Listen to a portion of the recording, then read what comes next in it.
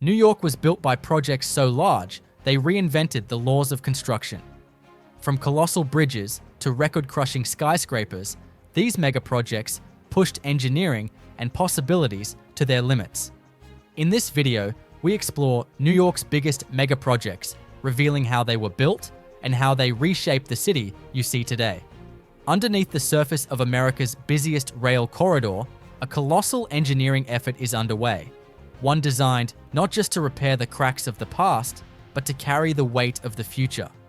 The Gateway Program is the most ambitious rail infrastructure project in the United States, and at its heart lies the Hudson Tunnel Project, a massive, multi-phase undertaking to double the rail capacity between New Jersey and New York under the Hudson River. The existing pair of North River tunnels, built over 110 years ago, still carry more than 200,000 passengers daily on Amtrak and NJ Transit trains. These tunnels were severely damaged during Hurricane Sandy in 2012, leaving behind salt corrosion, crumbling concrete, and aging electrical systems that can't meet the demands of a 21st century economy. The Gateway Program aims to replace this critical bottleneck with resilient, high-capacity infrastructure. The new Hudson River Tunnel will run approximately 2.4 miles, including two parallel single-track tubes, each 40 feet beneath the riverbed. The boring process will involve the use of massive tunnel boring machines capable of cutting through soft soil, clay, and bedrock while installing concrete segment linings as they advance. Each segment weighs several tons, forming watertight rings that create the final tunnel interior. Construction will require deep excavation on both sides of the river. On the New Jersey side, the tunnel portal will begin in North Bergen and connect with the existing Northeast Corridor. On the Manhattan side, access shafts and staging areas will be established in the congested rail yards west of Penn Station. Precise coordination will be required to avoid disrupting current operations in the nation's busiest rail hub. Once completed, the new tunnel will allow the existing North River Tunnel to be taken offline for comprehensive rehabilitation. The long-term vision is to create 4 tracks across the Hudson, doubling the Trans-Hudson capacity from 24 to 48 trains per hour. The full Gateway Program also includes the replacement of the aging Portal Bridge, a swing-span structure that frequently malfunctions and delays traffic. The new Portal North Bridge, a fixed-span design, will allow high-speed rail travel without interruption. That segment is already under construction and is expected to be completed by 2027. As for the Hudson Tunnel itself, major construction is scheduled to begin in 2024, with completion projected around 2035. The estimated cost of the full Gateway Program exceeds $30 billion. At the southeastern edge of Queens, one of the largest airport infrastructure projects in US history is unfolding in phases across more than 500 acres. The JFK Airport Redevelopment Program is a $19 billion transformation designed to unify, modernize, and expand New York City's International Gateway. At its core is the construction of a brand new Terminal 1, set to occupy the site of the now demolished Terminals 1, 2, and the former Terminal 3. When fully completed, this new Terminal 1 will cover over 2.4 million square feet, making it the largest terminal at JFK and one of the largest in the country. It will include 23 gates in its initial phase, with plans to expand to 33 gates in the future. Construction officially broke ground in 2022. The first phase, involving 14 gates and a central headhouse, is scheduled to open in 2026, with full completion expected by 2030. The facility is being built through a public-private partnership, with private investors contributing the majority of the funding, reducing financial risk to taxpayers. Massive excavation and foundation work are required to prepare the site, including utility relocation, demolition of existing structures, and installation of deep foundation piles. thousands of steel piles will be driven into the soil to support the enormous terminal superstructure. The roof will be assembled using prefabricated steel trusses, allowing for large column-free interior spans and expansive natural lighting. Elsewhere on the airport grounds, the Terminal 6 project is also underway. This $4.2 billion development replaces the former Terminal 7 and part of Terminal 6 with a new 1.2 million square foot terminal that will include 10 gates. Construction began in 2022 and is set to open in stages, with final completion targeted for 2028. Terminal 4, already one of the busiest at JFK, is receiving a $1.5 billion expansion as well. This includes 10 new gates on Concourse A, upgraded roadways, and improved security screening areas. Completion is expected by 2026. A key component of the redevelopment involves overhauling airside operations. New taxiways and aircraft parking areas are being constructed to improve flow and reduce congestion. Ground access is also being redesigned, with expanded road networks and new parking garages integrated into the overall plan. This multi-terminal, multi-phase construction effort is being carried out in one of the most complex operating environments in the country. All work is being executed while JFK remains fully operational, requiring 24/7 logistics coordination and strict safety controls. Spanning the Hudson River between Rockland and Westchester counties, the Governor Mario M. Cuomo Bridge replaces a structure that stood for over 6 decades. The original Tappan Zee Bridge, completed in 1955, had long outlived its intended lifespan. By the early 2000s, it was structurally deficient, handling far more traffic than it was ever designed for, over 138,000 vehicles per day.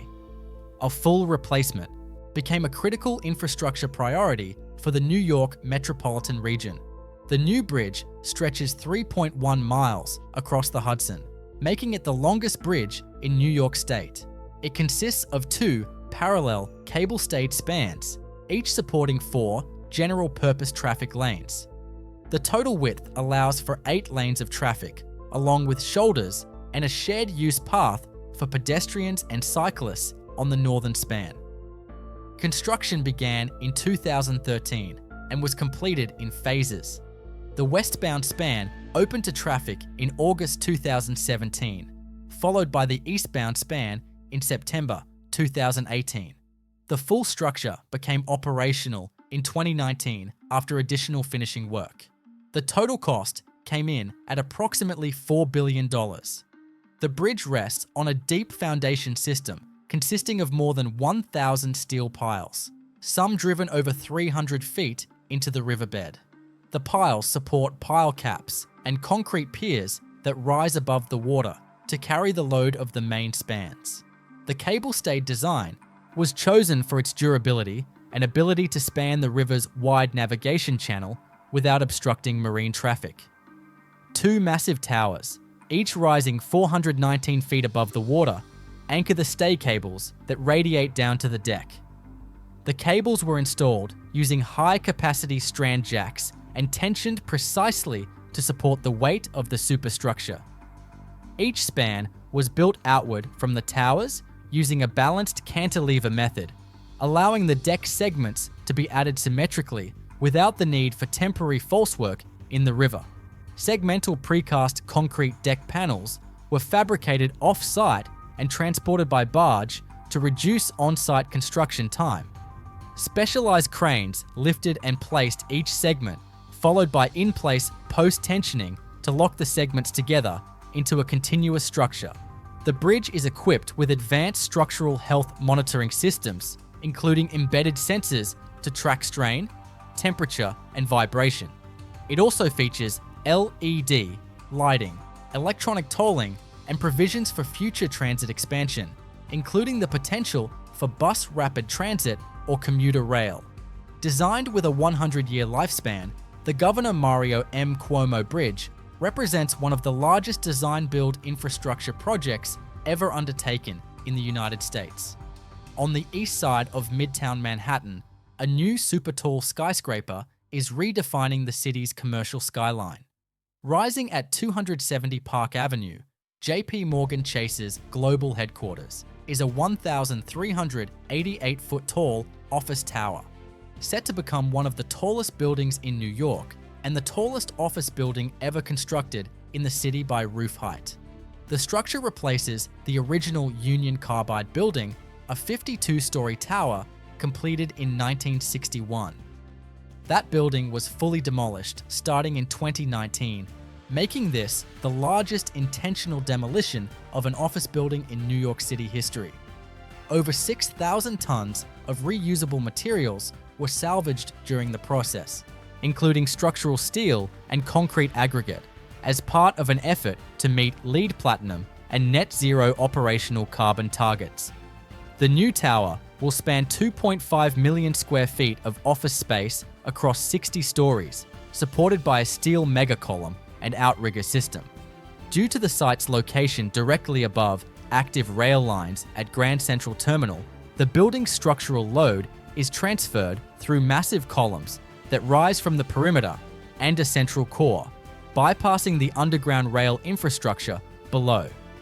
To accommodate the constraints of the site, the foundation includes deep rock sockets drilled into Manhattan schist.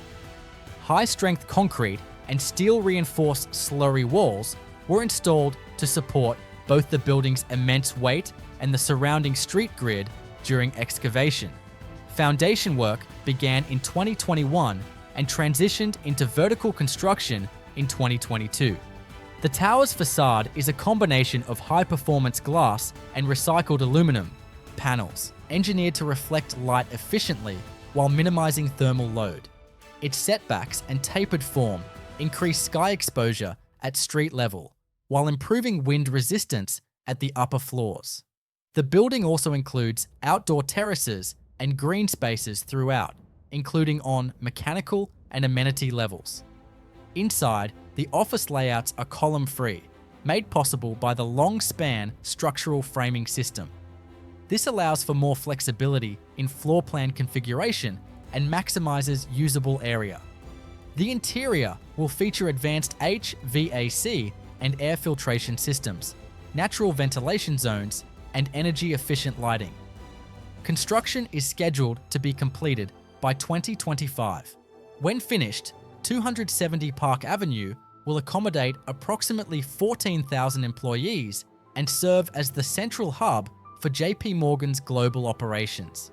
In the western region of New York State, a major sports infrastructure project is reshaping the future of professional football in Buffalo. The new Highmark Stadium, located directly across the street from the current facility in Orchard Park, is being constructed as the long-term home for the Buffalo Bills. It will be the largest stadium project in New York, outside of the New York City metropolitan area. The new stadium is designed to hold approximately 62,000 spectators, with a total footprint exceeding 1.35 million square feet. It replaces the existing Highmark Stadium, originally opened in 1973, which lacks the structural and technological features required for a modern NFL venue. The construction budget is estimated at $1.54 billion, with significant public-private financing shared between the state of New York, Erie County, and the team's ownership group. Construction officially began in 2023 and is scheduled to be completed by the start of the 2026 NFL season. The site preparation involved extensive earthwork, including the removal of topsoil, installation of stormwater management systems, and excavation for foundations. The stadium's field will sit below grade to reduce its visual impact and improve wind protection in Buffalo's harsh winter conditions. The structural system uses a steel-framed bowl supported by reinforced concrete foundations. Multiple tower cranes and crawler cranes are operating on site to erect large truss elements, including cantilevered canopy structures. Roughly 65% of the seating will be protected by a partial canopy roof, designed to shield fans from rain and snow without fully enclosing the stadium. The seating bowl is being constructed in a steep, continuous ring to enhance sightlines and acoustics. Precast concrete treads and risers are being fabricated off-site and lifted into place section by section.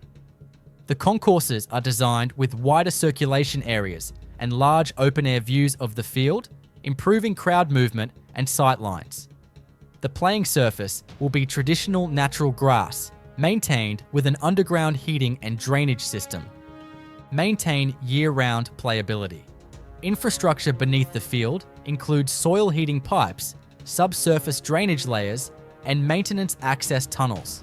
Additional features include team locker rooms, player recovery areas, broadcast and media infrastructure, and club-level lounges integrated into the lower and mid-tier decks.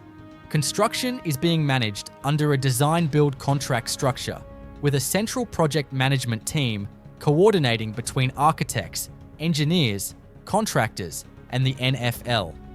In the northeastern quadrant of Queens, an extensive redevelopment effort is transforming a former industrial zone into a dense, transit-oriented urban district. The Willets Point project covers over 60 acres adjacent to Citi Field and includes one of the most significant sports infrastructure additions in the city, a new Major League Soccer stadium for New York City FC. The stadium is planned as a 25,000-seat soccer-specific facility and will be the first of its kind within the 5 boroughs. Construction is expected to begin in 2024, with the stadium targeted for completion in time for the 2027 MLS season.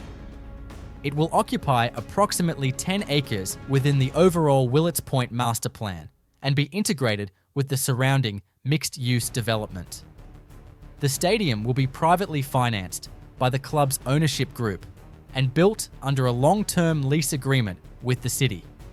Its structural design includes a reinforced concrete lower bowl, steel-framed upper tiers, and a full canopy roof structure to provide weather protection and enhance crowd acoustics. The pitch will be natural grass, supported by a modular subsurface system to facilitate drainage, heating, and maintenance. The broader Willets Point development includes more than 2,500 units of 100% affordable housing, a public school, a 250-room hotel, 40,000 square feet of public open space, and ground floor retail. Site preparation began with environmental remediation of the contaminated soil left behind from decades of auto salvage and industrial use. Over 1 million square feet of new infrastructure is being laid down, including water mains, stormwater lines, electric conduits, and new street grids. The entire area is being built on engineered fill to raise the elevation and protect against future flooding. Foundation work for the stadium and surrounding buildings will rely on pile-supported systems due to the site's poor subsurface conditions. Heavy civil work includes construction of retaining walls, subsurface utility corridors, and integrated stormwater retention features. The stadium will be directly accessible via the Met's Willets Point station, which connects to both the 7 subway line and the Long Island Railroad. Pedestrian-friendly infrastructure is being added to support game day operations and general neighborhood connectivity. Beneath Midtown Manhattan, one of the busiest transit hubs in the Western Hemisphere is undergoing a long overdue transformation. The Penn Station and Moynihan Train Hall expansion project is a multi-phase initiative aimed at relieving chronic overcrowding, expanding rail capacity, and restoring architectural dignity to a complex that processes over 600,000 passengers per day. The first major milestone was the completion of Moynihan Train Hall in 2021. Built within the historic James A. Farley Post Office building directly west of Penn Station, this new 255,000 square foot facility serves as the primary concourse for Amtrak and Long Island Railroad passengers. It added 8 new escalators and elevators down to the platforms and significantly expanded circulation space with a 92-foot tall skylight spanning the full length of the train hall. The steel and glass canopy was engineered atop the original Beaux-Arts steel trusses of the former mail sorting room. which were reinforced to accommodate modern loads.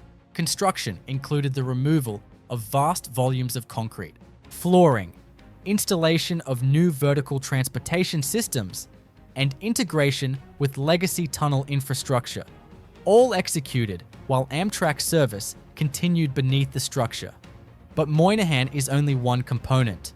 The broader Penn Station redevelopment includes plans to expand the station's footprint by extending it south between 30th and 31st Streets, creating new platforms and tracks beneath current block-level buildings. This would add up to 9 new tracks and 5 platforms, allowing for greater capacity along Amtrak and NJ transit corridors. The proposed expansion would increase Penn Station's peak capacity by more than 40%. Concurrently, the existing Penn Station will be comprehensively reconstructed. Plans include a new central atrium with a 450-foot-long skylight, widened concourses, relocated escalators, and improved wayfinding systems. Low ceilings and narrow passageways will be replaced with open spaces and natural light. The aim is to convert Penn Station from a purely functional space into one that can handle modern passenger volumes with clarity and safety. A major engineering challenge lies in coordinating construction above and below ground. Much of the existing infrastructure sits atop the active train shed. Any structural intervention requires night and weekend work windows, heavy shielding, and vibration isolation systems to prevent disruption. Once the largest landfill in the world, the site now known as Freshkills Park is being systematically transformed into the largest park developed in New York City in over a century. Located on Staten Island, the park spans 2,200 acres, nearly 3 times the size of Central Park, and is being built over a landscape shaped by decades of waste disposal. Freshkills Landfill operated from 1948 until its closure in 2001. At its peak, it received over 29,000 tons of garbage per day. The engineering challenge in converting this site into public parkland has required a comprehensive environmental remediation and capping process, coordinated over multiple decades and implemented in phases. The transformation process began with the installation of engineered landfill caps. These consist of layered barriers, starting with a gas collection layer, followed by impermeable synthetic liners, drainage layers, and finally, topsoil. The design prevents water infiltration and gas emissions, while allowing for vegetation to grow. Beneath the surface, a network of wells and pipes collects methane, which is harvested and processed off-site. Each capped mound is seeded with native grasses and shrubs, and shaped to integrate into the natural topography of Staten Island's West Shore. The site is divided into 5 distinct zones: North Park, South Park, East Park, West Park, and the Confluence. Each area will have different ecological, recreational, and cultural uses. Construction of North Park, the first major public phase, began in 2022. This 21-acre section includes walking paths, bird observation decks, and restored wetlands. Completion is expected in 2024.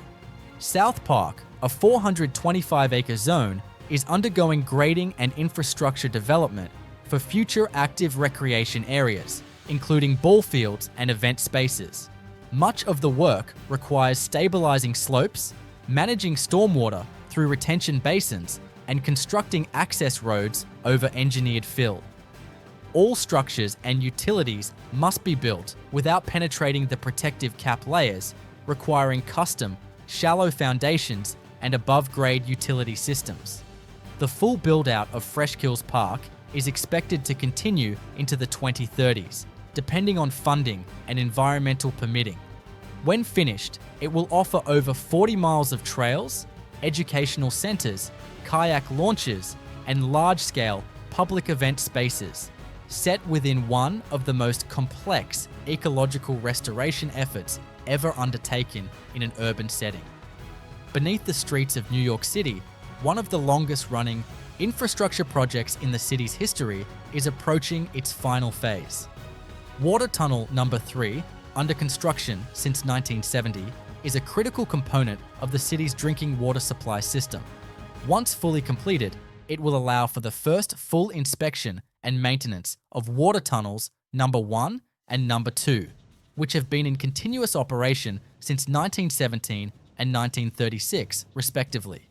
The tunnel spans a total of approximately 60 miles, running hundreds of feet below ground through bedrock, and is divided into several distinct stages. The earlier phases, Stage 1 and Stage 2, were completed and placed into service in 1998 and 2013. These segments deliver water to millions of residents across multiple boroughs through a pressurized, gravity-fed system. The remaining work focuses on the final completion segments in the Bronx and parts of Queens. These areas require the construction of several deep vertical shafts, valve chambers, and interconnections with existing distribution mains. The shafts reach depths of 400 to 800 feet, drilled through solid rock using raise bore techniques and mechanical excavation. Once the shafts are completed, they are lined with reinforced concrete and steel to withstand both hydrostatic pressure and long-term corrosion. Valve chambers are constructed at the base of the shafts, housing massive control valves and instrumentation for flow management and emergency isolation. Each chamber must be precisely integrated with the main tunnel, which carries water at pressures exceeding 100 pounds per square inch in some sections. Tunnel Number 3 has an internal diameter of 24 feet in its main sections and 10 to 12 feet in the distribution branches. The lining consists of cast-in-place concrete with water-stop gaskets at segment joints to ensure a fully sealed system. The final connections in the Bronx are designed to integrate with the Croton and Delaware water systems, providing redundancy and greater operational flexibility. Construction of the final activation elements, including mechanical systems and control instrumentation, is expected to be completed by 2032. This will mark the full operationalization of Tunnel Number 3 after more than 6 decades of phased excavation, engineering, and infrastructure integration. Planned for nearly a century and delayed for decades, the 2nd Avenue subway represents one of the most complex underground transit projects in New York City's modern history. Its purpose is to relieve pressure from the overcrowded Lexington Avenue line and provide a long-awaited north-south corridor on Manhattan's east side. The project is being delivered in multiple phases.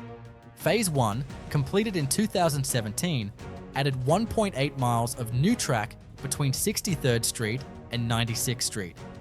This segment includes 3 new stations at 72nd, 86th, and 96th Streets, and an expanded existing station at Lexington Avenue/63rd.